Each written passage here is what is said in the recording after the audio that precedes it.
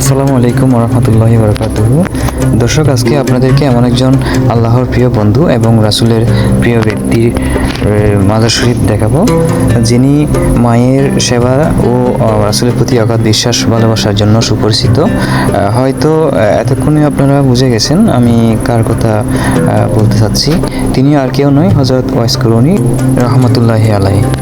দর্শক, ভিডিওটি সম্পূর্ণ দেখবেন এবং আমার এই পেজটি ফলো করে দিবেন।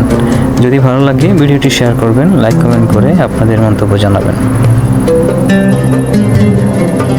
হযরত ওয়াইস করুনী রহমতুল্লাহ আলাইহি ছিলেন রাসূলুল্লাহ সাল্লাল্লাহু আলাইহি ওয়াসাল্লামের যুগের একজন তাবিঈ। সালালা শহর থেকে ট্যাক্সি যুগে 20 থেকে 30 মিনিট দূরত্বে ইথিন পাহাড়ে হযরত ওয়াইস করুনী রহমতুল্লাহ আলাইহির মাজার শরীফ অবস্থিত, যিনি মায়ের সেবায় আত্মনিয়োগ করার কারণে শ্বশুরিয়া রাসূলুল্লাহ সাল্লাল্লাহু আলাইহি ওয়াসাল্লামকে দেখার সুযোগ পাননি। কিন্তু রাসূলুল্লাহ সাল্লাল্লাহু আলাইহি ওয়াসাল্লামের প্রতি তার ভালোবাসা ছিল অতুলনীয়। তার জীবনে মায়ের সেবা এবং নবীর প্রতি ভালোবাসার এক অনন্য দৃষ্টান্ত।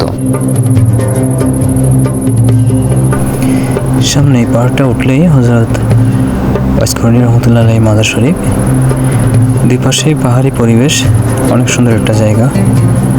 তো ওই যে একটু একটু দেখা যাচ্ছে, আপনারা দেখতে পাচ্ছেন কিনা জানি না।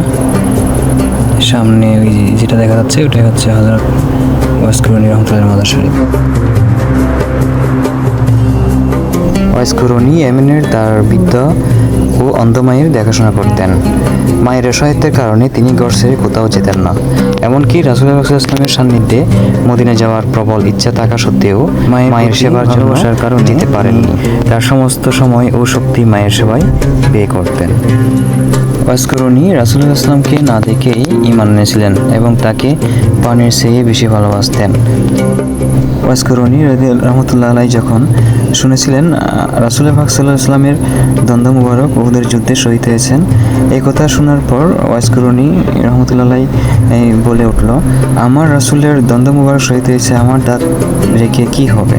তখন সাথে সাথে তিনি পাথর দিয়ে একটি দাঁত ভেঙে ফেলেন। তারপর চিন্তা করতে লাগলো, রাসূলুল্লাহ সাল্লাল্লাহু আলাইহি ওয়াসাল্লামের কি এই দাঁতটা ভাঙলো? পরে উনি আরেকটা দাঁত ভেঙে ফেললো।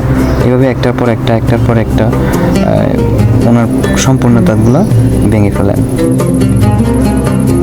এবং বলতে থাকে, না জানি আমার রাসূলুল্লাহ সাল্লাল্লাহু আলাইহি ওয়াসাল্লামের কত কষ্ট হয়েছে, এই বলে কান্নায় ভেঙে পড়েন। রাসূলুল্লাহ সাল্লাল্লাহু আলাইহি ওয়াসাল্লাম একদিন তার সাহাবীদের বলেছিলেন যে ইয়েমেন থেকে ওয়াইস নামে একজন ব্যক্তি আসবে, যে মায়ের সেবার কারণে মদিনায় আসতে পারেনি, কিন্তু সে আল্লাহর কাছে খুবই প্রিয়। আমার রাসূলুল্লাহ সাল্লাল্লাহু আলাইহি ওয়াসাল্লাম একদিন ওমর রাদিয়াল্লাহু আনহু ও আলী রাদিয়াল্লাহু আনহুকে ওসিয়ত করেছিলেন যে তারা যেন ওয়াইস করুনীর সাথে দেখা হলে তার কাছ থেকে আল্লাহর কাছে ক্ষমা ও দোয়া করিয়ে নেয়। ওয়াইস করুনী রহমতুল্লাহ আলাইহি মায়ের সেবায় এতটাই মগ্ন ছিলেন যে রাসূলুল্লাহ সাল্লাল্লাহু আলাইহি ওয়াসাল্লামের প্রতি তীব্র ভালোবাসা থাকা সত্ত্বেও তিনি মদিনায় যেতে পারেননি। তার এই ত্যাগ ও মায়ের প্রতি অনুগত্যের কারণে রাসূলুল্লাহ সাল্লাল্লাহু আলাইহি ওয়াসাল্লাম তাকে তাবিঈদের মধ্যে সেরা বলে অভিহিত করেছিলেন। তিনি সশরীরে রাসূলুল্লাহ সাল্লাল্লাহু আলাইহি ওয়াসাল্লামকে না দেখেও অন্তরে রাসূলুল্লাহ সাল্লাল্লাহু আলাইহি ওয়াসাল্লামের প্রতি ভালোবাসা নিয়ে জীবনযাপন করেছিলেন। দর্শক, আমি আপনাদেরকে যতটুকু সম্ভব দেখানোর চেষ্টা করেছি।